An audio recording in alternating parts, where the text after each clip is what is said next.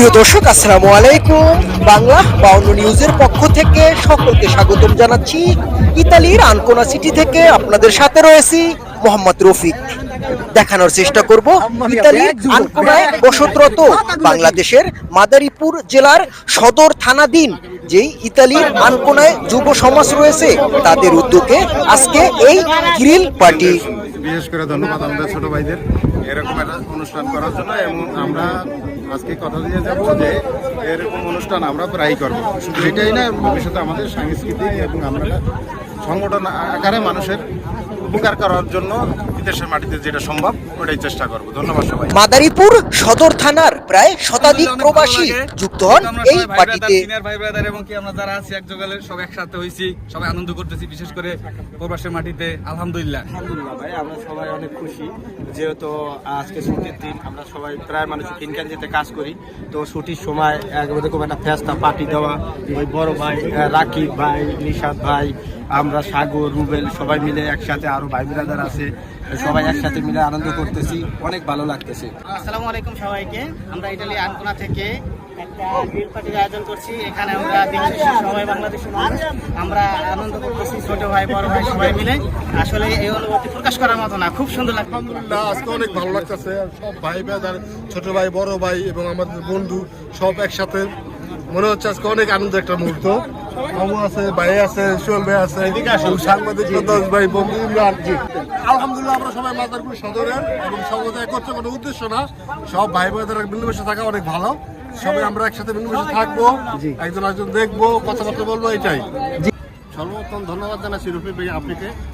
তো Italy Ancona বসবাস করে আমরা যে ফিল করছি, বাংলাদেশি যারা আছি অত্যন্ত ভালো লাগতেছে, বাংলাদেশের মতন বসবাস করতেছে।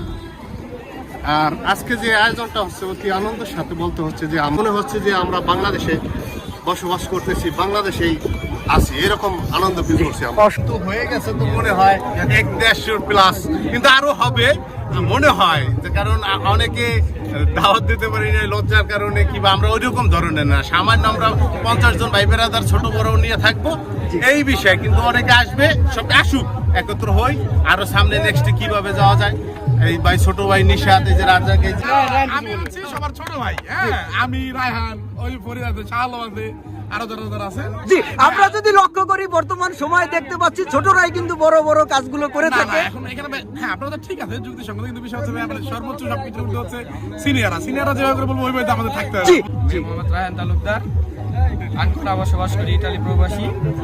তো আমরা মাদারীপুরের কাছের, মাদারীপুর বলতে বাংলাদেশের কাছের ভাই ব্রাদার সবাই একত্রিত হয়ে চেনা পরিচয়ের জন্য একটা ছোটখাটো আয়োজন করেছি। আজকে অনুষ্ঠান অনেক ভালো লাগছে, কারণ আমরা মাদারীপুর পরিবারের উদ্যোগে আজকে ভাই ব্রাদার হিসাবে সবাই একাত্র হইতে পেরেছি, এই জন্য অনেক ভালো লাগছে। তো আমরা জানি এরকম একতা মিলিত থাকতে পারি, আমরা ভাই ব্রাদার হচ্ছে, আমাদের জন্য সকলেই দোয়া করবেন।